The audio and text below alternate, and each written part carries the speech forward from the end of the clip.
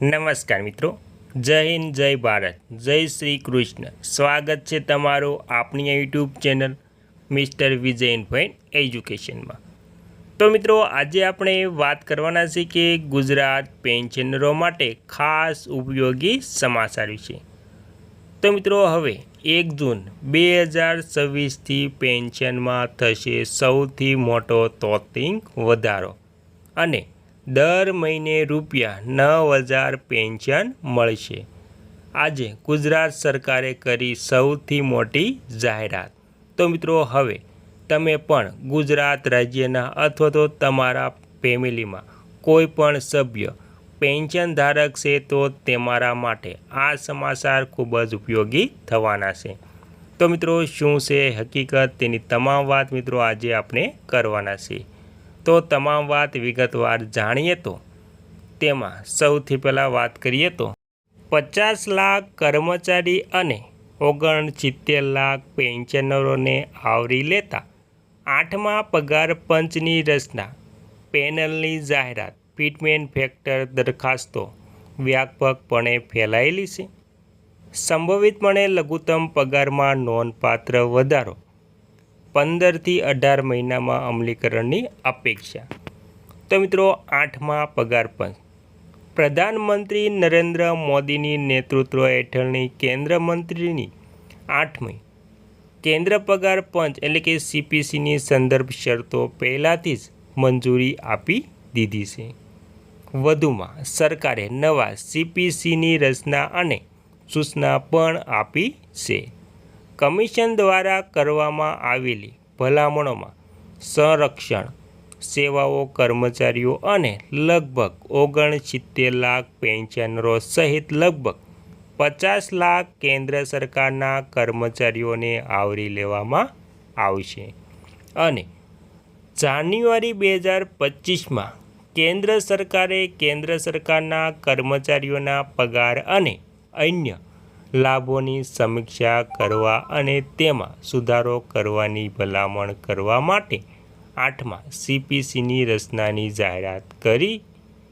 નાણાં મંત્રાલયે જણાવ્યું હતું કે 8મું કેન્દ્રીય પગાર પંચ એક સ્થાયી સંસ્થા તરીકે કાર્ય કરશે, જેમાં એક અધ્યક્ષ, એક પાર્ટ ટાઈમ સભ્ય અને એક સભ્ય સચિવનો સમાવેશ થશે.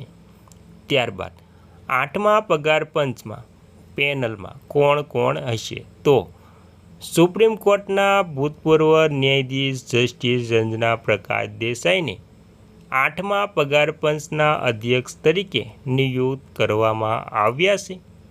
આ દરખાસ્ત IIM બેંગ્લોરના પ્રોફેસર પુલક ઘોષ નવા પગાર પંચના પાર્ટ ટાઈમ સભ્ય તરીકે નિયુક્ત કરવામાં આવે છે. સરકારે પેટ્રોલિયમ અને કુદરતી ગેસ મંત્રાલય સચિવ પંકજ જૈનને પણ પગાર પંચના સભ્ય સચિવ તરીકે નિયુક્ત કર્યા છે. અને મિત્રો, 8મા CPCની સમય રેખા.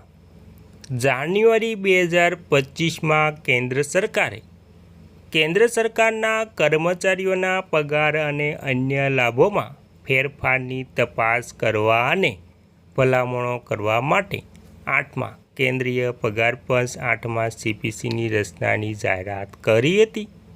આમ 7મું પગાર પંચની ભલામણોને 6 મહિનાની અંદર મંજૂરી આપવામાં આવી હતી, જે 1 જાન્યુઆરી 2016થી અમલમાં આવી હતી.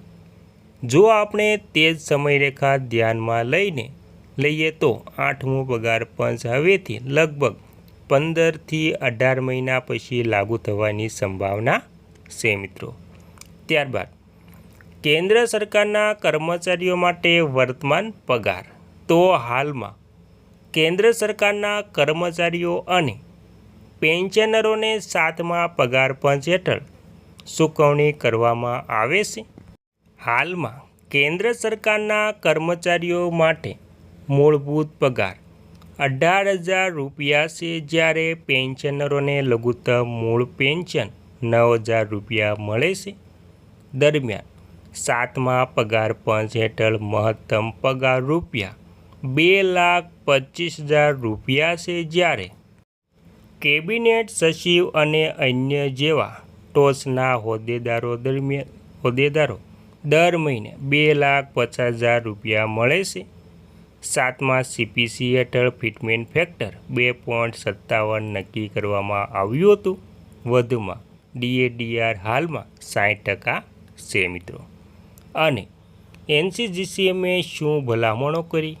તો national council joint consultative machinery NCGCMના સ્ટાફ સાઇડ દ્વારા 8મા પગાર પંચને 51 પાનાનું વિગતવાર મેમોરેન્ડમ સુપરત કરવામાં આવ્યું છે, જેમાં ઘણી મુખ્ય માંગણીઓ રજૂ કરવામાં આવી છે, જે 1.2 કરોડ કેન્દ્ર સરકારના કર્મચારીઓ અને પેન્શનરોને ખુશ કરી શકે છે. આ માંગણીઓ 3.833નો જંગી ફિટમેન્ટ ફેક્ટરનો સમાવેશ થાય છે. આ ફિટમેન્ટ ફેક્ટર પર કેન્દ્ર સરકારના કર્મચારીઓ અને પેન્શનરોના પગારમાં 2.83%નો નોંધપાત્ર વધારો જોવા મળી શકે છે. અને મિત્રો, પગાર વધારો કેવી રીતે નક્કી થાય છે? તો ફિટમેન્ટ ફેક્ટરના આધારે સુધારેલા પગારની ગણતરી કરવા માટેનું મૂળભૂત સૂત્ર સુધારેલા પગાર બરાબર મૂળભૂત પગાર ગુણ્યા ફિટમેન્ટ ફેક્ટર એ એક મેટ્રિક છે, જેનો ઉપયોગ સરકાર તેના કર્મચારીઓ અને પેન્શનરોના પગાર અને પેન્શન નક્કી કરવા માટે કરે છે. દરમિયાન કેન્દ્ર સરકાર વેતનની ગણતરી કરવા માટે ડૉક્ટર હોલેસ એકોડિયર દ્વારા વિકસાવવામાં આવેલ એક્રોઇડ ફોર્મ્યુલા અપનાવવું વિચાર કરે છે.